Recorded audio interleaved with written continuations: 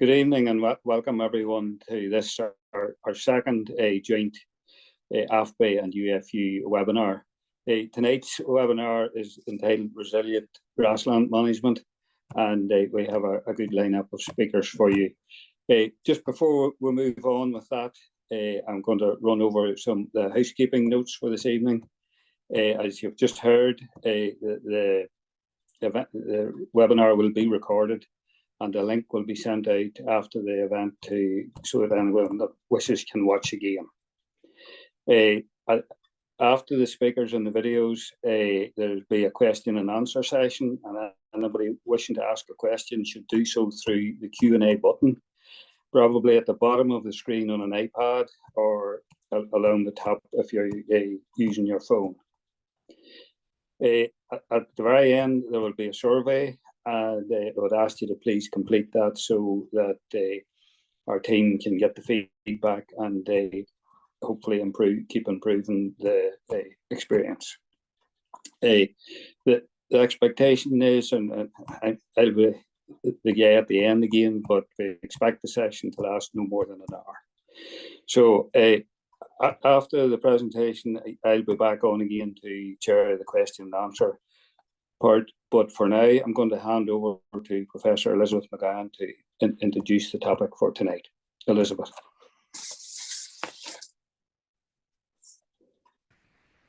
Thank you very much, William.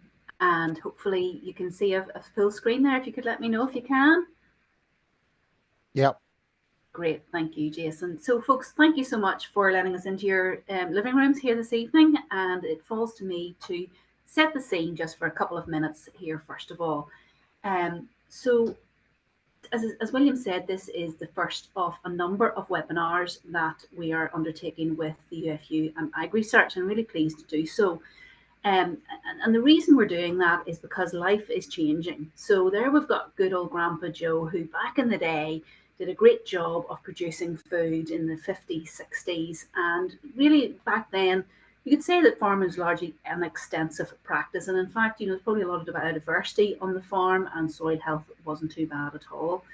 But as life moved on, there was a few more regulations had to come in, and Granda Joe's son there, Joe Senior, as we all know, we follow our names through our families.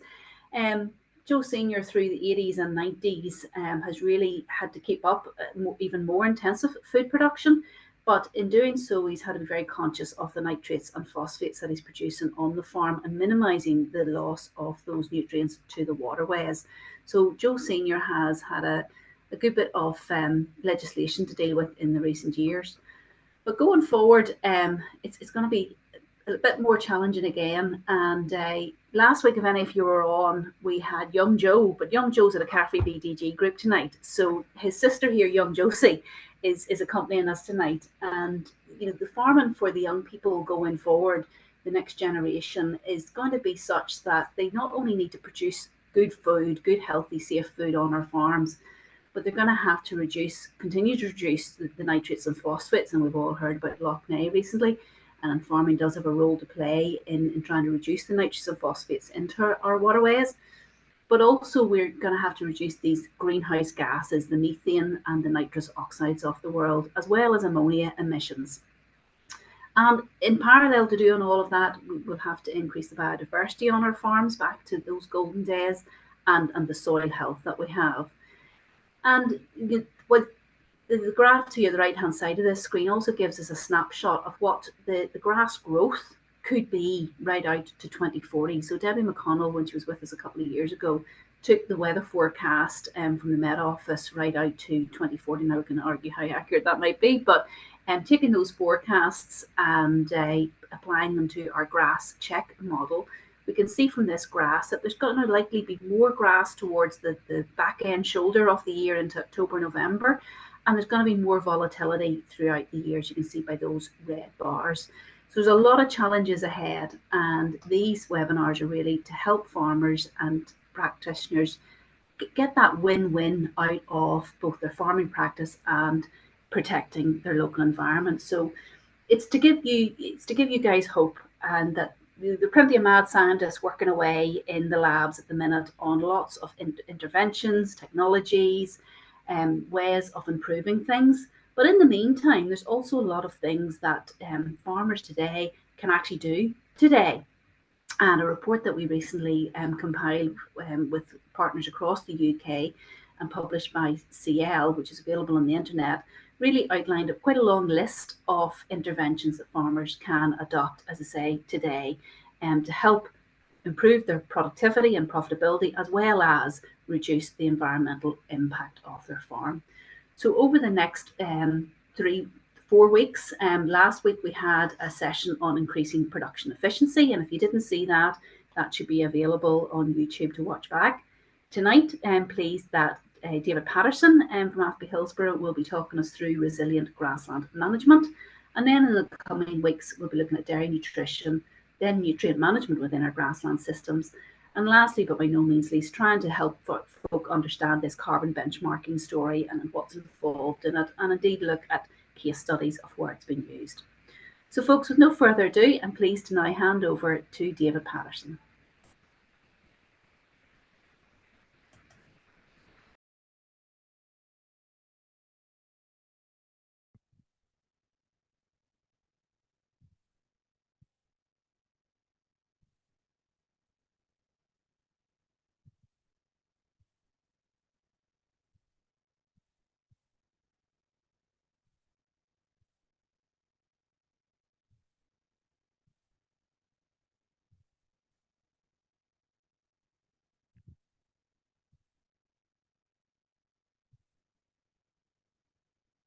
Maybe Jason, you could confirm, is that slide showing?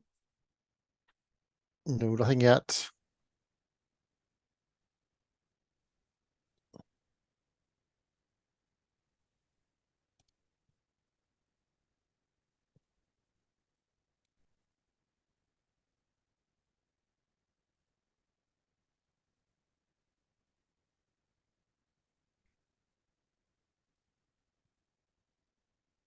Nothing? Nope.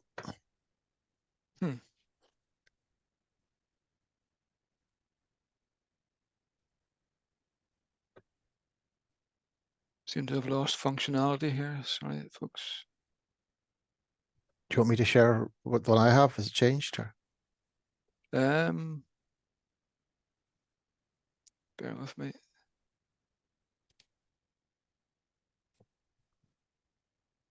Goodness.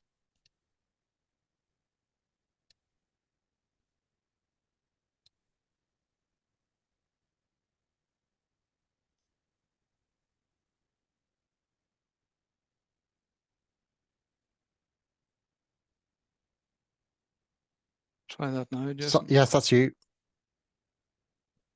Good evening, folks. Sorry for the satellite delay. Tonight, what I want to consider is how we should consider our largest farming asset. So I'm just adjusting a few screen settings here. I want to consider how what the future holds for our largest farming asset, which is grassland, as Elizabeth has said, and basically ask a question: how can grass-based farms become more resilient to be able to ride out the various economic and weather shocks and be better adapted to longer-term climate change? So hence the title, Resilient Grassland, Surviving the Shocks. But if we strip it all back to basics, grassland needs to be a sustainable, reliable animal feed resource at its very most simple, just to maintain animal performance in as cost-effective a way as possible. But in the near future, it also needs to be adapted to deal with climate change and to help reduce the carbon footprint of livestock farming. And those targets will soon be agreed for 2030 and beyond. And let's face it, 2030 isn't that far away. But where are we right now? In Northern Ireland, over 95% of our farmed area is classified as grassland. Perennial ryegrass is the dominant species used when reseeding. and it has the potential to produce those high yields you saw on the chart there. Currently 15 tonnes of dry matter, utilisation rates potentially of 90% and above are achievable, but it's basically still a grass-only sward, heavily dependent on expensive chemical nitrogen fertiliser, and also there are those environmental concerns regarding potential for leaching and certainly for for gaseous emissions. And also our grass-only swards don't do that much for enhancing biodiversity. They're less able to cope with the weather extremes. Therefore, I think there is a need to consider other species being included in our swards and in our systems. So there's two parts to the presentation tonight. Number one is, first of all, to look at grassland productivity and the variability, which has been referred to already, highlight how good, sound, technical grassland management can help with this, and also a nod towards the research to see what value, what added value we can bring to that. And second and finally, to look at how to improve and build grassland resilience.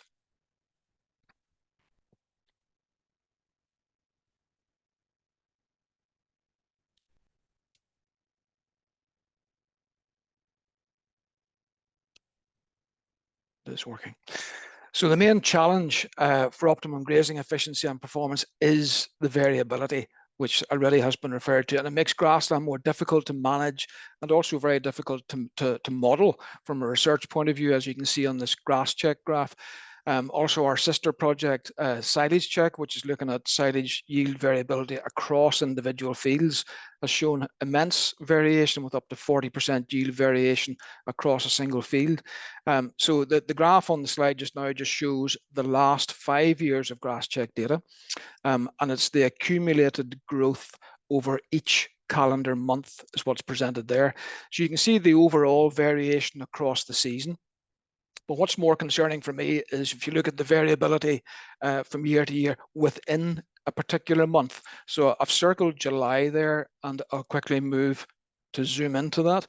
And you can see there, hopefully, that there is a range of 800 kilograms of grass dry matter grown in July 2018, and up to 2,000 was recorded in 2020. So that's huge variation in a core summer grazing month of July, right in the middle of the grazing season. And even this past July was a bit of a soggy, hard to utilize grass type of a month as well. So how does best practice grassland management attempt to cope with all of this variation? And the challenge is there straight away, but it's about getting the basics right, starting from the bottom up, as I would say, correcting and maintaining soil pH, soil fertility. You could also add in soil texture and structure, but regular reseeding to achieve good sward productivity. And even regardless of the grazing system adopted, whether it's intensive 3 weeks, 3-leaf type approach, or something more extensive and mob grazing even, it's all about measuring and assessing the sward, setting targets for grazing covers, for average farm cover throughout the season, and ultimately being flexible. And I think you'll see and hear some very good examples from the grass check farmers later on as to how they do this. So the default choice for routine paddock measurements, traditional or in recent years, has been to use the rising plate meter, as you can see in the photograph there, which does it's an effective method, an effective tool for doing that, but it does take effort and time and discipline, and time is a precious commodity for us all these days. But at AFBI, we did take a look at some of the other emerging technologies as potential alternatives to using the plate meter. So there was a trial set up funded by AgriSearch and DARA a few years ago, and basically we compared the plate meter against actual clipped grass yields and compared those with the CDAX trailed pasture meter, the little yellow trolley at the bottom of the photograph hooked on behind a quad, compared again with satellite data imported and then low-flying drone vegetative index data as well. But interestingly, in the results of that, this is a few years ago now, and the technology is still moving on rapidly. But at that time, 2 years ago, the standard plate meter was still the most accurate tool for measuring grass covers. Another bit of recent research published by my colleague Taro Takahashi, he did some work on looking at the use of the rising plate meter in the field, and basically the challenge was that the traditional approaches do the zigzag across a field to get an accurate estimate of the grass cover per field. But the next research question was to ask, well, could we not just go corner to corner or gate to gate? Would that be accurate enough? And basically, after they'd done their work across a range of fields, and these were grass-only swards, I should add, they found that the difference in herbage mass on grass-only swards was insignificant in terms of estimating the cover. And also of interest, it took just over 50% less time required for sampling each paddock when the straight diagonal method was used. So there's just a couple of examples of where reported research can add to the efficiency of doing these operations of grassland measurement.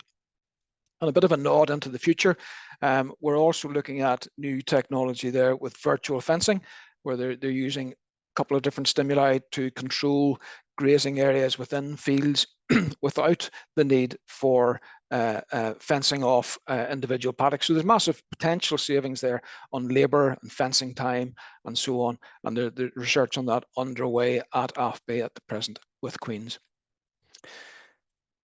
And that fits in nicely to our AFBI Precision Grassland platform, and we're constantly trying to add to this and develop the various sensor technologies. But the basic aim of all of this is to link soil, plant, animal, and weather patterns and weather data all together to improve overall system efficiency and improve production efficiency at the end of the day.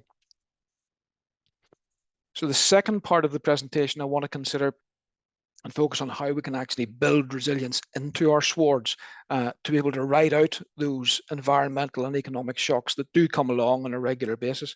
And specifically, I want to focus in on how increasing species diversity of grassland can make an impact on farms. Firstly, through the use of legumes. Second of all, by using other species along with perennial ryegrass. And we're talking there about different species of grass and herbs. And finally, fairly big step is how to maybe set about integrating our grassland farms with woodland. So basically, how can legumes help us in this move towards better efficiency and managing towards adaptation for climate change? It's good to remind ourselves that applications of chemical fertilizer represent the single biggest source of nitrous oxide, which is a hugely polluting greenhouse gas, and therefore any substitution that we can do with other forms of nitrogen, I think, have to be considered going forward. That's naturally occurring nitrogen fixation here with the legumes, and also our organic manures as part of that as well. And in a way, this will help, or should help, to minimize the financial shocks experienced from the recent volatility in fertilizer prices over this last 12 or 18 months. And legumes such as red and white clover for silage production and grazing respectively, I think can make an impact on farms right now. There's been numerous studies over the years in AFBI and elsewhere which have shown that animal output, as in the slide here, animal output is only slightly reduced when compared to grass-only swards plus relatively high levels of nitrogen fertilizer, as you can see on the top bullet point there. And second of all, from the nitrogen itself, the biologically fixed nitrogen is then transferred in the soil, made available for uptake by the grass. And that nitrogen is essentially free in every sense. And it's also considered carbon and energy neutral. And an early carbon footprint estimate as a consequence of switching to grass clover, reducing the fertilizer, nitrogen, and everything else that goes with that. An early LCA assessment by AFBI showed that in a beef cattle system with white clover, substituting for 150 kilograms of nitrogen fertilizer resulted in an overall reduction in carbon footprint of 19%. And there's more recent publications from Chagas and from UCD showing similar levels of carbon reduction from the switch to grass clover. And recently, this is hot off the press. We just looked at some of the new clover check yield performance data only yesterday. The last clip was yesterday. So I'm a bit nervous about showing this because it is first year data, but the green line on the graph is the yield performance, the growth rate of the grass white clover plots with 67 kilograms of nitrogen this year.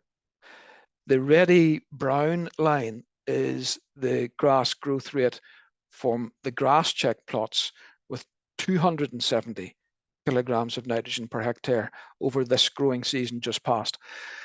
So you can see there's a fairly dramatic change in the two lines. You can ignore what happened in the first period there because we were just getting the plots established into a 4-week rotation. But essentially, whenever, I don't know whether the cursor is showing on your screen, but through that June period, whenever grass growth, certainly on the eastern side of the province, when the grass growth was tumbling due to the mini drought period that we had, grass clover, on the other hand, increased growth rate and stayed high pretty much for the rest of the summer, despite the topsy-turvy season that we've had.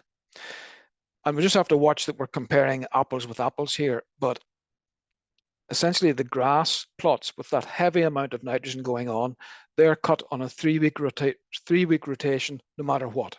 Okay, the grass clover plots were cut on a 4-week rotation.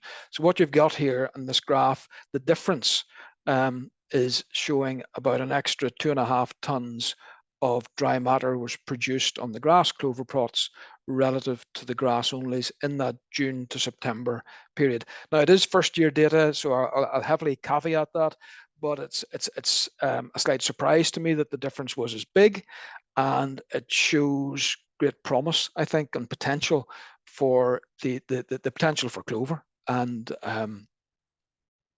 the benefits that we can harness from that. Step 2, moving on from grass clover, is increasing the species diversity that one little bit further, and that's adding in other species of grasses and herbs. Photograph on the left is a typical ryegrass white clover sward. Photograph on the right is ryegrass Timothy. So there's 2 species of grass, 2 clovers, red and white, and 2 herb species, plantain and chicory. Again, you'll hear more about those from the farmers later on. But essentially, if we just pick up on one feature that these kind of swards contribute, and considering drought tolerance, and the deep rooting is tied into this, there are grass species, for example, that we could use alongside perennial ryegrass with greater rooting capacity, such as tall fescue, cocksfoot, and even this new species on the top left of the photograph, festuloleum, which is a hybrid of perennial ryegrass and fescue. Basically a deeper rooting version of perennial ryegrass. And also the plantain and the chicory, as you can see in the photograph there. Again, when all 3 species were drought stressed, this is from a Spanish trial as part of an EU project we're involved in, that those 3 species in particular, amongst others, were proven to be extremely drought tolerant due to the deeper rooting. So there's a range of other novel species and varieties coming down the pipeline. Germinal, for example, have a new hybrid clover, which has got both stolons and rhizomes, which should contribute greatly to increased resiliency by having those rhizomes protected underneath the soil surface and be able to ride out more topsy-turvy environmental conditions. So, and you can just see from the photographs here, just to drive the point home, grass, these are turfs dug out of our own grazing trial here at AFBI Hillsborough. Grass white clover on the left-hand side, relatively shallow rooting. When you add into the mixed species sward, the plantain, you can see the depth of rooting there, and the chicory even deeper again, and a much fleshier root. And it's not just a matter of deeper rooting for the sake of it. Those deeper rooting species are also opening up the soil texture and structure and leaving a much less dense, open, more porous type of soil profile, which isn't just good for soil health. It actually helps whenever you're trying to dissipate heavy rainfall events. So what can these swards deliver in terms of environmental benefits and animal productivity? The graph on the left shows the reduction in nitrous oxide emissions. First of all, from going from a perennial ryegrass sward at 300 kilograms of nitrogen down to 150, there's a considerable drop in nitrous oxide emissions, and a further drop whenever we measured the 6-species sward, again at 150. Now that's I think it's the only piece of work that has been done directly measuring nitrous oxide emissions. There's been a lot of modeling and predicting done, but that's a direct assessment. And there's ongoing work. AFBI is teamed up in a multi-for-more project where they'll be doing a lot more mixtures and monocultures in a trial investigating nitrous oxides a lot more thoroughly. And on the production side, on the right-hand side, you can see there, this was a grazing study in 2020 and 21, the lockdown years. Live weight gain of dairy origin first-year cattle out the 2 bars on the left-hand side, 2020 and then 21. The orange bars are the multi-species swards, which were significantly higher in terms of daily live weight gain in 2 years in succession. So again, shows good promise and potential for these multi-species swards. And it's not all about productivity and environment, but also, you know, there's other assessments of interest, biodiversity and soil health. There was a project with Queen's University here where we found that there was a higher, not just a higher population of earthworms beneath the multi-species swards, but a higher proportion of that population were the deep burrowing type of earthworms, which again helps to open up the soil structure. So it's almost as if the plant roots go down and the earthworms follow. And you can see there in the graph, the box plot on the right-hand side, the green box is the multi-species or the 6-species sward, and significantly higher earthworm populations than all of the other regular sward types. But it's not all positivity. Our EcoSward project and our recently finished EIP beef and sheep project, with the farmers involved there, we've identified collectively other research gaps. For example, need to improve upon herb species persistency, and I know there's new breeding of the herb species ongoing. How to mitigate and manage animal bloat better. How to deal with weed control issues because of basically the lack of herbicides that are safe to use in these swards. And there's other things, topical items for research as well. That's just some of them. So we heard about grass clover swards and potentially multi-species. We're almost multi-species swards are just like a grass clover sward with some other fringe benefits. Getting started, I think there's a method approach here. I would start at the farm planning level, and that's about matching sward type to particular field characteristics and what use that field is going to be put to, whether it's silage or grazing, or maybe it's a dual purpose field. And then think about the north facing, south facing, all of that. So there's a farm planning element, and then when you drop down and you've selected your fields that you're going to work on and maybe try and get one of these novel swards established, it's about doing the basics. It's soil testing, getting the lime and the pH sorted, and I would emphasize control the weeds first. If you're planning on doing something next year, it's this year when you control the weeds in the old sward before you start putting in some of these novel mixtures. And just some practical tips there in terms of timing. We've found that spring is better for both grass clover and for multi-species swards, generally speaking, despite topsy-turvy seasons. Seedbed preparation, there's a range of options there. I could take all night to discuss those, but if you're looking at tackling a whole farm switchover, it will be some combination of ploughing and overseeding in different fields and for different conditions and reasons. Seed mixtures, I think we're moving into a phase where we'll have tailored mixtures of grasses and other species for particular uses on the farm. And we've seen that over this last couple of years. Things have changed rapidly. 10 years ago, it was all wall-to-wall perennial ryegrass, and look at the change there's been. Sowing depth, all of these clovers and all of these herbs are tiny, tiny seeds, pinhead size. So they need to be sown or delivered on the surface of the prepared seed bed, not in it, just on it. and then roll the seeds in and ensure good seed soil contact. In terms of post-sowing management, equally, if not more important again, is to impose frequent light grazings, much sooner than you would think and more frequently than you would think, to ensure that we get good, thorough establishment. And post-emergence herbicides will play a part in that, weed control part of that phase as well. And ultimately, weaning off the nitrogen, using low or zero nitrogen, even at the seedbed stroke seedling stage and thereafter, because every kilogram of nitrogen that you apply, you're directly impeding and inhibiting nitrogen fixation. And that's the whole point of moving to these clover-based swards, is to get the nitrogen fixation moving. Third and final step, the big challenge of trying to see how on earth we can integrate grassland and woodland. And the three photographs, I think, show the full range there.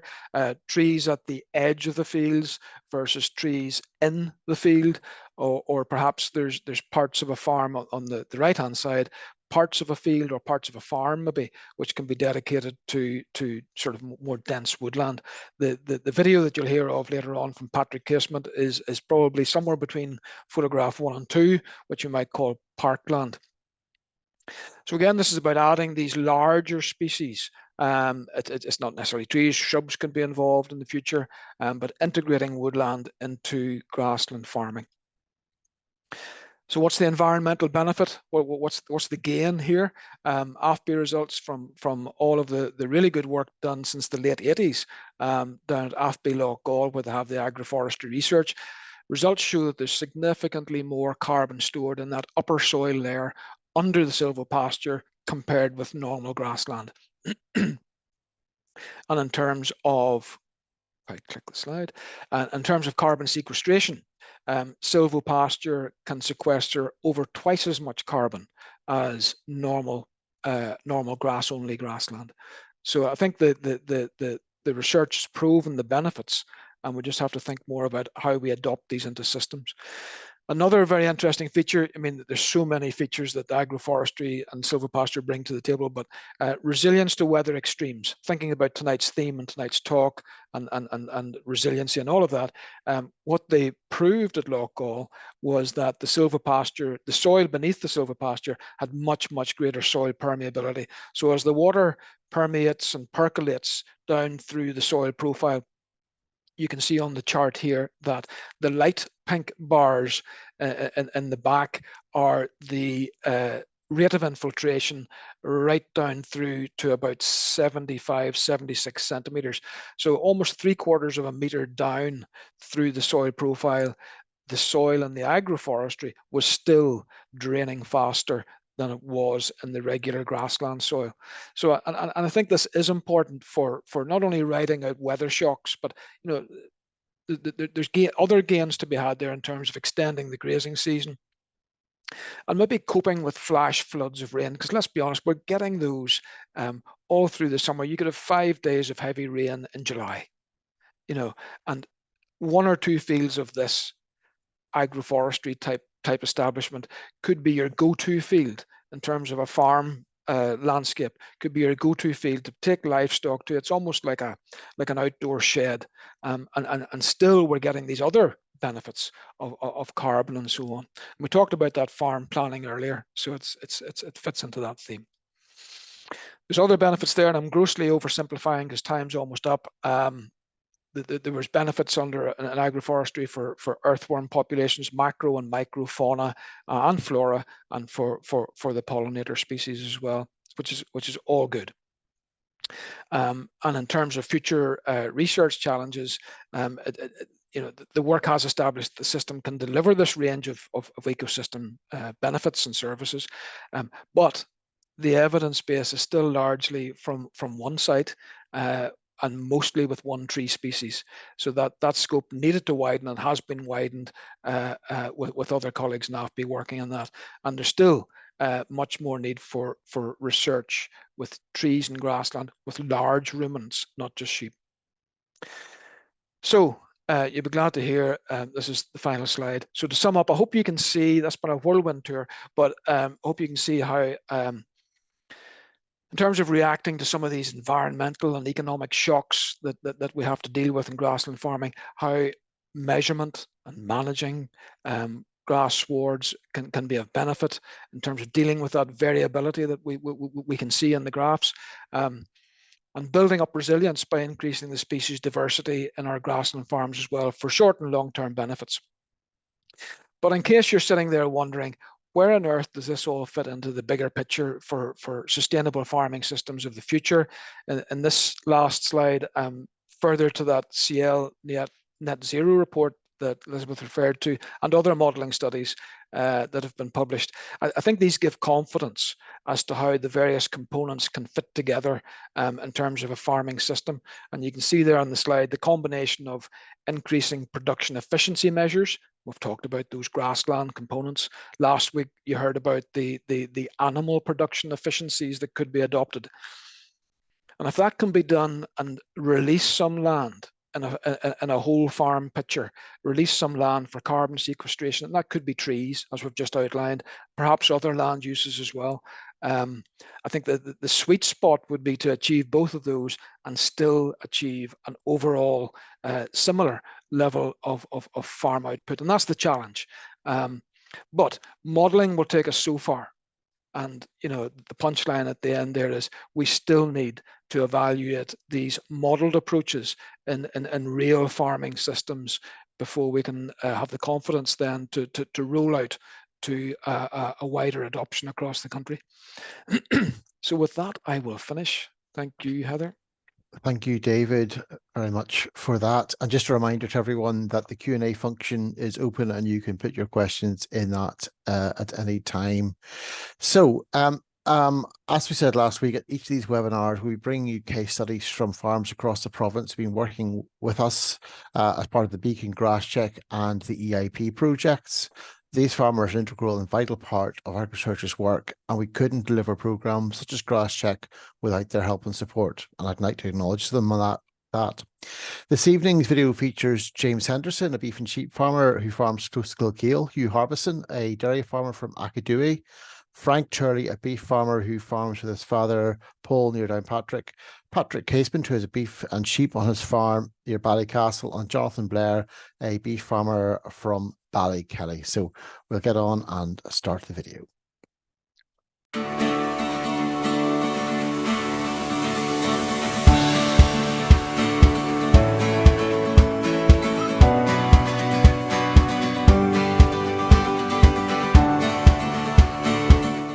My name is James Henderson. I'm farming here outside Kilkeel in County Down in the southeast corner of the county along the coast. We're farming about 150 acres of land, and it's very much a grass-based system. We have both a lowland flock of sheep, 250 ewes, and we breed our ewe lambs as well. And then we have a dairy origin beef herd of between 80 and 90 calves are bought in every year. Initially, I was doing the grass measuring probably for Grass Check and on a weekly basis and keeping the records, but as time went by, I very quickly found the benefit of seeing the level of grass growth we had, looking at my wage, how much grass I had available, whether I had a surplus or a deficit, and be able to adjust accordingly. Now doing it for Grass Check is almost a secondary concern because it's a priority that I have on a weekly basis, just to be able to measure, to see what grass growth is on a daily basis over each week, and then to compare that with the level of demand that there is through looking at my wage. And if I have a surplus, I'm very quickly then able to take out some of those surplus paddocks for bales. If I have a deficit coming, I'm maybe able to slow down the rotation and bring in some of those surplus bales to feed, so that I've got forage in front of my stock throughout the season, whether it's grass or sometimes, in the case of good quality, bale silage. The vast majority of the purchase feed or concentrates that we would be using is done in the first winter when the calves are bought in. The calves come in October and November, and that first winter probably 60% and maybe more of their entire purchased feed or concentrate is used at that time. their first grazing season, the calves get no meal or concentrate at all. They may get a little bit over the second winter. If silage quality is really good, they won't need any, and then they go to grass again, and some of them will need some concentrate just to finish them off within that 2-year period. But that's because we've improved the grass quality, because we've been able to provide them with grass continually over that period and good quality silage, we have really reduced the concentrate usage. Traditionally, whenever we've bought a grass seed mix, we've always had that kilo of white clover in it, and we've never gone away from that. We've always saw the benefit there, and we're grazing paddocks maybe 2 years out of every 3. We're taking silage out on the 3rd year, and we're moving around in that rotation where we're allowing and encouraging the clover in the swards each year. And that has meant we have been able to ease back a little bit on the use of nitrogen fertiliser. And then, as you said there, we've introduced red clover a few years ago, and that has been made into big bale silage to be fed to young calves.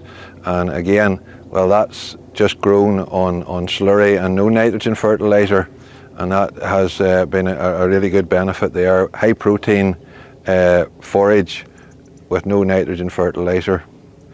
And again, we also have a small area of multi-species where there is a combination of red and white clover, plantain and chicory along with the grass, and that's more of an experimental sward just to see how we're going to develop that there. But it works quite well. It has its challenges, but it's probably the direction of travel that we're all going to have to go down.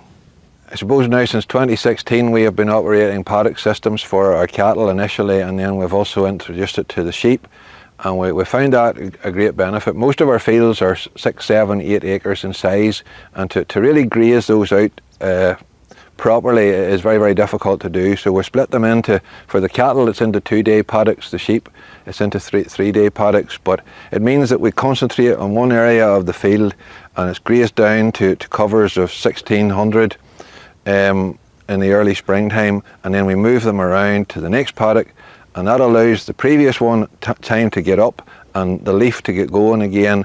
And it, apart from growing more grass, we're utilising the grass better, and the stock seem to thrive very well because we're able to present them with good leafy swards at each grazing.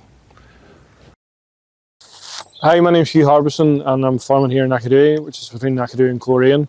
We're milking 180 autumn calving cows, calving them all in 12 weeks, producing 8,000 litres off about 2 tonnes of meal, supplying Dale Farm with our milk. I think grass measurement's important for us because we're quite far north on reasonably heavy soil, and our grass growth will be reasonably or slow in the spring, March and April, but from mid-April to mid-May it just totally takes off. And it takes a lot of managing, and the information we get from grass checking, just particularly walking our farm once a week and seeing what the fields are doing, allows you to take fields out and ensure good quality grass throughout the spring and summer months, and allows you to budget and see how much grass is available for the cows. We started applying slurry and very dilute slurry and dirty water to our grazing platform to try and reduce our use of artificial nitrogen. We found this year particularly it has allowed us to reduce our fertiliser usage by up to 15% on our grazing platform this year, so it's been a real good job, and I think our soils and our grass quality is very good too because of that, and I've been reasonably happy with it. So we've got about 15 hectares of multi-species in now on the grazing platform. As you can see behind us here, this is one of the paddocks, and it's done really well. This field has grew about 9 tonnes of dry matter per hectare this year with no artificial nitrogen on it at all, and the cows seem to really do well on it. It's not all plain sailing. There's obviously weed pressure. We've direct drilled this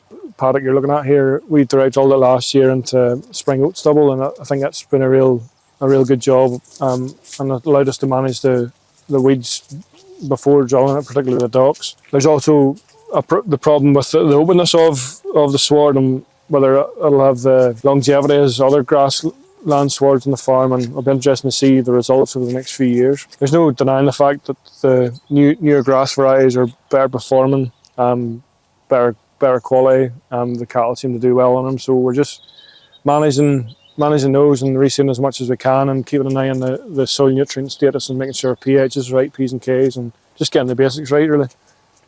Get those right, things usually fall into place okay. Frank Turley from Downpatrick, farming partnership with my father and mother, farming 500 acres, and we're a suckler cow to beef system. So this was all about here, where everything's a grass-based system here on a rotational grazing paddock-based system. Maximising the amount of grass we can grow. Grass measuring is a big thing on the farm. I've been measuring grass here for 10 years or more, and then whenever the opportunity became part of the Grass Check programme in 2017, I jumped at that because it more is given discipline to make sure you're doing it on a weekly basis, because it's a very, very big part of the system and what we do here, making sure that the way the cattle are moved around and kept at the maximum performance. And then also being involved in a group of like-minded people as well is a big thing as well, and it's a system you can dip in and out of other people's knowledge and other things that are going on with other people at different parts of Northern Ireland and around the country, because there's massive variation even from ourselves here to our neighbours 5 miles over the road, from soil type, climate, whatever else there is. So it's a big thing from that. And also having the Grass Check, we have weekly grass samples is a big thing, so we can also monitor grass quality at all times of the year, in case we need to adjust our system as we're going through the grazing season, rather than just thinking it's all right when maybe we're not having the same energy or proteins in the grass at that time. So certain sward types that's on the farm, we have found certain herbs there in the dry weather when it's coming in, or certain herbs are getting us where we'd be buying maybe another 10 days to 14 days throughout the grazing season if it was a prolonged period of dry weather, which is a big thing, ensuring fodder is in front of the cattle. And also the clovers are doing a very good job at, when it does turn dry, they're covering the ground cover, trying to cover to stop direct sunlight, so stopping any evaporation out of the ground or moisture being pulled out of the ground from then. So we're buying a few extra days to a week longer in the grazing seasons, which mightn't seem like much, but it's a whole lot whenever it comes into the whole picture of the whole thing. So it's a batch of growing cattle, about 14-month-old growing cattle in a multi-species, typical multi-species, off the peg, 6 species mix. You've got red, white clover, plantain, chicory, with the tall fescue, small bit of cocksfoot, and then your perennial ryegrasses in the mix. Cattle are grazing this pretty much the same style of system around the rest of the farm, albeit they come into it at a heavier cover and they go out of it at a heavier cover as well, but they're still on a 2-day paddock rotation system as they move through it. Cattle are content and happy on it all the time. One of the main real things to see from it is, for the bloat issue or the worry that we have on the farm, is making sure the cattle are never hungry, so they're not going in on an empty stomach into the next paddock, so they're gorging on these clovers. That's what we're finding is causing the bloat, which is becoming an issue on the farm. So trying to find that, it's taken us a while to figure that out, and there's been a few mishaps along the way, but now I think we'll have it sussed. So that's the field of lucerne here. That's since first year, so it's a bit of a trial plot. There isn't many people growing lucerne in Northern Ireland, so along with AFBI, the research institution, this is one of our newest research projects we've been coming along on. It's the second cut now. It's the first week of September, and this is the second cut that's been taken off it. More than happy with establishment coming forward. People are telling us how hard it is to establish and stuff, but we got this on a good establishment in the spring and a good first cut, very little weed problems, and again, second cut has been a very good crop stand the whole way through. More than happy with it. Reasons for growing it, again, high fodder costs, high inputs. If we have to buy in meal or whatever, protein's a very dear part of the feed ration. So if we can grow homegrown proteins on farm to make it readily available for the cattle, this is what we're doing. We're a big square bale system here, so as you can see, these are square bales here. It's been cut with a disc mower, scattered immediately, left it for 24 hours, rode up 24 hours after cutting, and then the following morning it's in the bale, and we reckon somewhere in the region between 30 to 40% dry matter in these bales at every time. So it's a good source of protein for the cattle that'll be feeding young growing cattle over the winter time, either on keel or if they're standing out in the field, as will be added supplement along with the winter grazing. My farm is situated just outside Ballycastle in North Antrim. It's just over 200 acres of predominantly quite sandy ground, slightly unusual in Northern Ireland, and it's all grass. We have there's a suckler herd, and a sheep enterprise breeding mule ewe lambs predominantly for the replacement ewes for lowland sheep farmers, and then a small pedigree flock of blue Leicesters. Farmland trees provide a whole lot of benefits.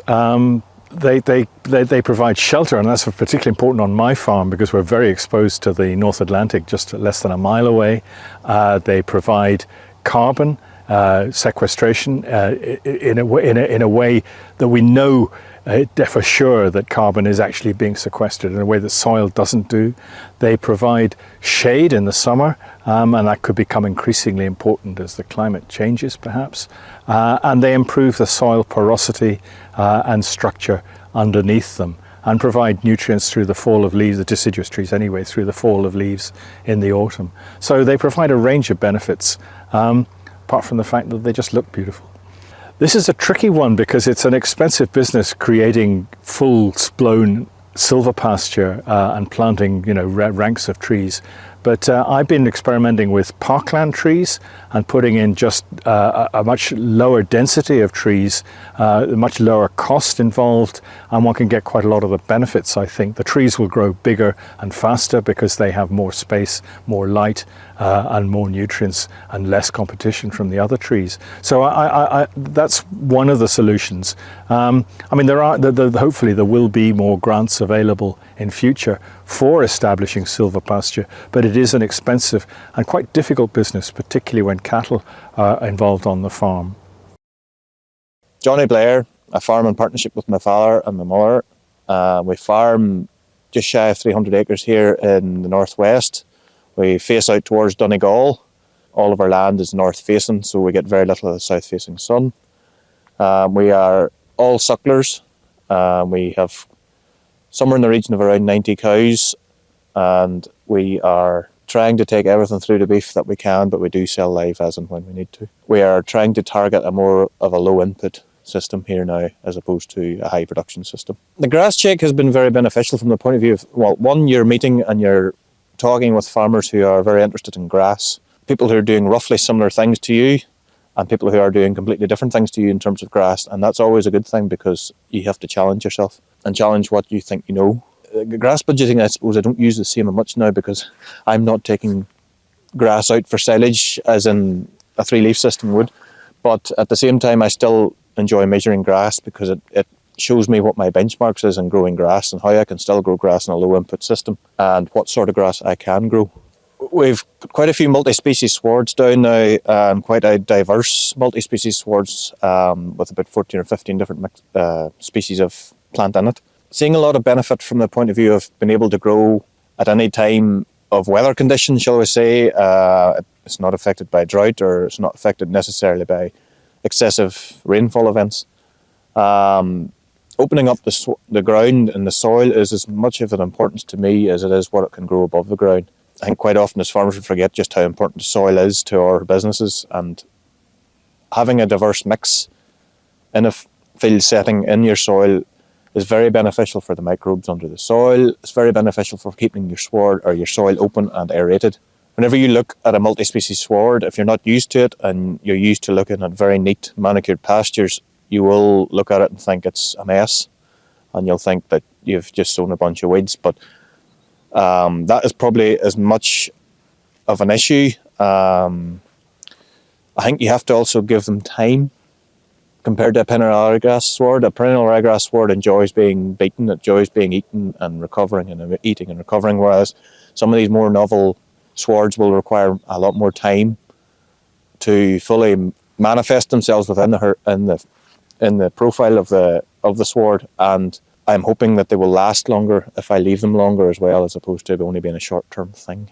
Very pleased with the mob grazing. As you can see, the cattle behind us are very, very content to get moved into this small square this morning. They get moved daily, which on the face of it maybe seems like a lot of work, but once you get into a rhythm of doing it and with very simple infrastructure in place, it is actually quite simple and doesn't take us any more time than what it would have done previously. Again, the sward will be a lot messier than what you would be used to in a smaller, shorter grass system. But once you get your head around the benefits to the soil and to your stock, it becomes less of an issue in your own head. If you see a lot of them, they look a lot fuller. Even the calves tend to have a lot fuller of a belly of a gut, because quite often we forget that cows and bovines in general need to ruminate, and in order to ruminate they need a bit of fibre. And if you're eating a very low height and very leafy pasture, and you're not going to get that same benefit. These cattle have not been wormed so far this year. There's two reasons for that. I want to figure out who needs wormed, so then I can get rid of that cow family. And also, I don't think there's a huge need to worm at present. Generally speaking, they're not showing any signs. There's maybe a couple of calves that could do with having a look at, but again, how do you find out who can stick it and who can't without doing this?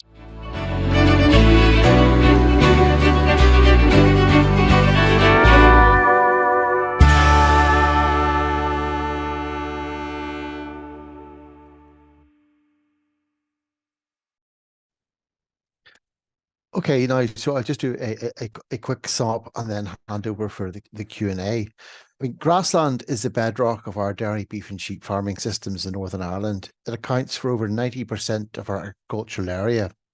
For the past 50 years plus, our grassland has been mainly reliant on composed of monocultures, perennial ryegrass, which relies on manufactured fertilizer. The system is very simple to operate and has worked well for many years. However, there are increasing pressures to reduce the use of fertilizers, which are one of the principal sources of N2O and accounts for around 20% of farmers' greenhouse gas emissions. Add to this, the weather has most certainly not been playing ball in recent years, hence the need to improve the resilience of our grassland. David Patterson and the farmers outlined a number of steps that can be taken. Grassland management is still at the heart of this. You can't effectively manage what you don't measure.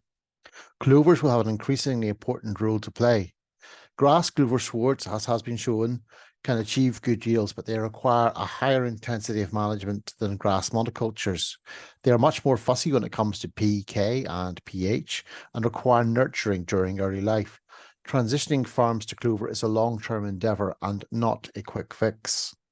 Multi-species swards are more niche and certainly aren't for everyone, but they do have a role to play on drier farms and have been proven to reduce the need for anthelmintics. Of course, there's so much more that we don't know. We certainly don't have all the answers for resilient grassland. Our understanding of soil biology and how that relates to soil carbon and other ecosystem services is still in its infancy. AgriSearch Queens and AFBI have just this week deployed a set of state-of-the-art sensors which will monitor all multi-species swards and the perennial ryegrass equivalents over the next year. The introduction of trees to pasture literally brings a third dimension to our grassland management. As David Patterson rightly said, models can take us so far, but we still desperately need more research on platforms and on-farm studies into these farming systems. So without further ado, I will hand back to William to chair the Q&A. Yeah, it's me back again. So hopefully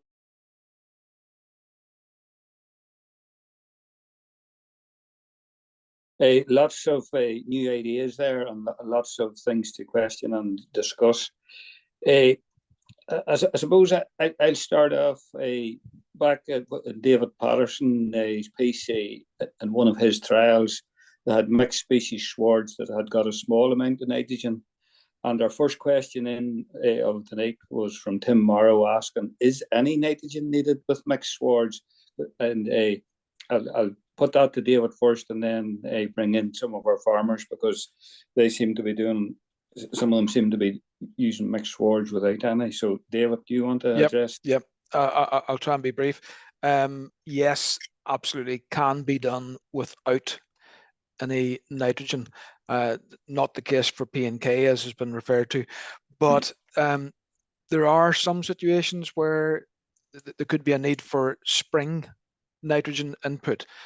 For example, if we're switching from a very heavily stocked farming system and trying to introduce some of these novel swards, there could be a spring gap in forage supply. So there can be some circumstances where a jag of nitrogen in the springtime could be required. But as a general principle, and you heard me say it earlier, every unit of nitrogen that gets spread does inhibit nitrogen fixation. So ideally 0, but if the farm situation and the farm setup requires that extra bit of fodder in the spring, it can be tolerable to put in some nitrogen at that time, get the grass grown, get it harvested and utilised, and then let the clovers and the herbs take over. Thank you, David. Any of the farmer guys want to comment on that? They have the practical experience of this.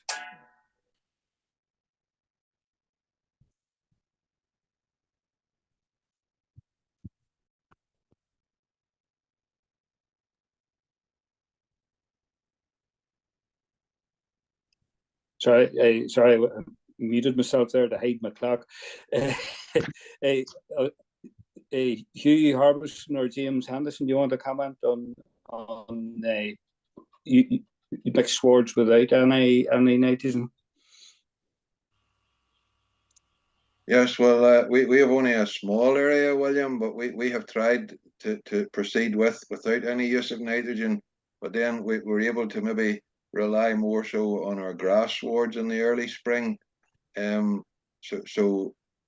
Certainly during mid-season and later on in the year now, the multi-species has done very well for us. Well, I'm sure Hugh and Frank have a larger area than I would have. Yeah. In previous discussions around mixed species swords, there's been a question about establishment, ways to establish them, and then their persistency. How are you finding that in your farm, Frank?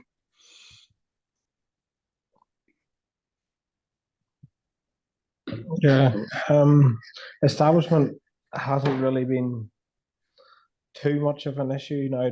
We've got away, despite the dry weather there, we've been, along with our multi-species, when we're putting we're spring reseed when we would work them, where we outwinter all our cattle, so when the cattle are on the keel all winter, and then the ground lies in the springtime, was going into the lay then. So it's a spring reseed, and we're finding even with the dry springs that we might be getting, we're putting our grass seed mix, we're putting a half a kilo of fodder kale or rape in with it as a cover crop, as a nurse crop to cover the ground, and it establishes very quickly, and it also gives a chance then for the younger plants underneath to establish. And then whenever the cattle go to graze it, they have a chance to there's enough of a bite there for them in the first round, and once the cattle have nipped that off, then they're having the plants are well established and they're ready to go when they grow. So by the time the second round comes, they're all there and completely established. So we've got away, relatively speaking, okay with the establishments of any sort of clover or multi-species mix we've had so far now, and that's over about the past 5 or 6 years we've been doing it. So, and what's your opinion on pH for yeah, no, it's just back to the same things they're saying, where pH is about 6.5. 6 is probably still with 6 we're putting online, with they like the high pH now, so it's about 6.5 pH, and P's and K's as close to 3 as they can be. Yep, thanks for that. There's a question in here, I suppose probably for David again, and it was, what was the growth for the low end plus clover sward compared with the higher fertilizer perennial ryegrass sward? Short answer, William, wasn't measured. The plots were only establishing through the spring. We had to actually oversow grass. The clover took off so well last summer. We had to oversow more grass into the plots this spring, which meant scarifying them back and opening the sward up a wee bit. So we had to ignore the spring period. So watch this space for spring 24. Thank you for that. We're over time already, but I want to cover most of this. But on the silvo pasture piece, there's a question in here from John Martin. What species of trees can be planted which actually deliver a diversification by producing saleable product, timber or fruit or whatever, as well as locking up carbon? That may well be back to you, David, I think. I think John has answered his own question. It is about those other other products that you could get out of a farming system with agroforestry. For instance, the fruit production. It's not just County Armagh that grows apple trees, and hazel. For example, hazelnuts. Hazel is naturally adapted to growing in Ireland. Another one that I must just add in there, only discovered this recently, the humble alder tree, which is perfectly acceptable going into the farm woodland scheme, naturally adapted to wetter soils, and actually fixes nitrogen as well. So how could you not like that? Yeah. Indigenous species and fixes nitrogen. Yep. Thanks for that, David. Going back to the farmers now, the question in here, have any of the contributors got any experience of grazing management needed to retain the mixed nature of mixed species swards over a time? Who have I not talked to? Jonathan Blair, do you want to come in first on that one? Yeah, well, I would say that I've only really been grazing multi-species now for 2 years. But what I would say is we've planted quite a diverse set of species in this wards, including the likes of birdsfoot trefoil, which continue, you're told, doesn't grow and it's very hard to establish, but it's coming out of our ears because we're giving it that extra time to establish and grow. I mean, we might be given something like anywhere from 60 to 90 days between grazing, so everything gets a chance to express itself and lay down a good root mass so it comes back again. So I would say I think we have to change our mindset when it comes to multi-species sward, and if you're going to try and incorporate multi-species swards into, say, your standard 21-day rotation in grass, I think you might be in for a bit of a fail, because I think, as a couple of other guys were saying there, it really does need a bit more time to fully establish and stay in the sward, and it might even mean pushing the boundaries of what we think is normal. So yeah, it'll be interesting to see how ours lasts now if I'm giving it that sort of rest period. Yep, thanks for that. Hugh Harbison, I'm going to put this one towards you. In your experience, everybody has said you need to start weed free with these mixed species, but on year 3, like, are the weeds back in there, and how big an issue is that in your experience? Yeah, so the first field that we've established now, so before we direct drilled it, we had a forefront a few times to try and knock the docks a bit, and unfortunately the docks this year now have come out of nowhere in that field, which is a bit of a shame. So we're going to have to give that a bit of thought next year. I would say the best success we've had with establishing it and keeping the crop, keeping the clean from weeds, is direct drilling it into spring oat stubble. So that's worked really well for us. It's probably something we're probably going to do going forward. It just gives you an opportunity to use probably different type of chemistry on those persistent weeds and to try and control them. And it gives you maybe a bit of canopy as well to allow the seedlings to come up through the first few days as well. So I think the least amount of soil you can disturb, and as David said, the seeds are very small, so they need to be close to the soil, and the least amount of soil you can disturb whenever you're trying to establish it, the less pressure the plants will have. Thanks for that. Frank Turley, I'm going to bring you in. Lucerne, is that an east down crop, or is that an option for more of us around the province?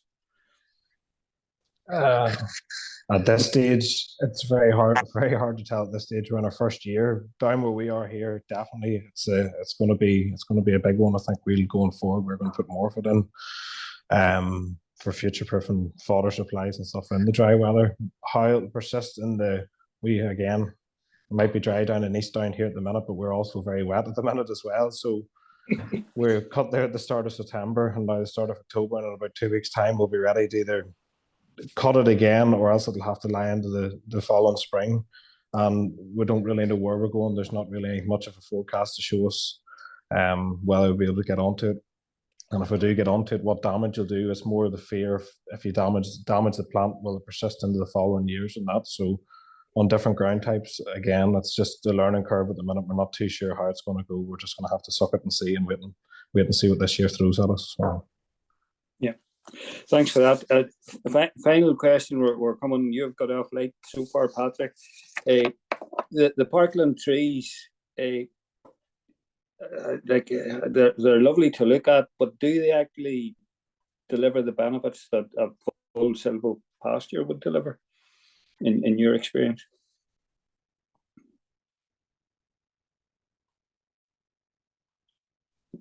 Have I lost Patrick? Yeah, they do, but on a lower level, obviously, because you have much less density of tree. But on the other hand, they do grow faster and broader and bigger, and therefore they will sequester quite a lot of carbon. The other thing that I found is that you can, we've designed our own tree shelter for them, which is a fraction of the cost of establishing silvopasture. And I think one has to take that into account.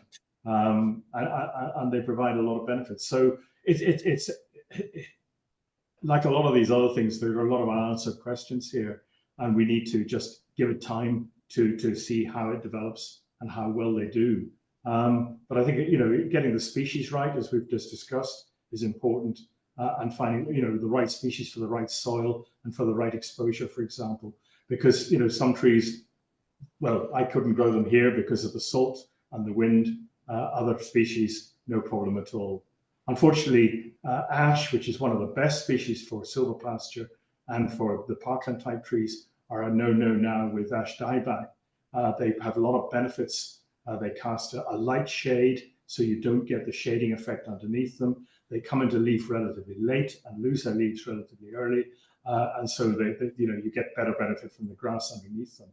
And they grow very quickly, and they just love our climate and soil. So it's a great shame we've lost that, and finding a substitute has not proved entirely straightforward. I think there are various candidates, and I would go along very strongly with David's recommendation of alder, particularly on wetter soils.